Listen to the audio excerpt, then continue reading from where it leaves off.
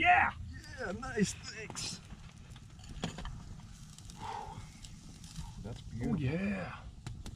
That's how we do it. Ah. Oh, that's good. Mmm. We did it. Our steaks are cooked.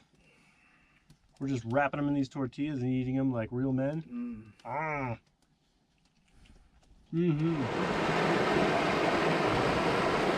Brent's over breaking some rocks apart looking for gold. Pretty normal occurrence when Brent is involved with things. His back's kind of messed up. He's got a spinal thing going on, so we can't do anything too crazy, even though he wants to. So we've been finding eating food in the wilderness is a great thing to do. So we've been going out. We're on day 2 of food in the wilderness today, so pretty good time.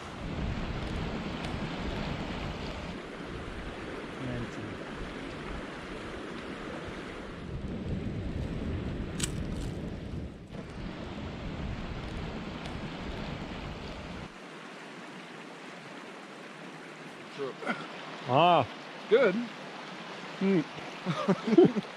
It's seasoned pretty good. we dumped.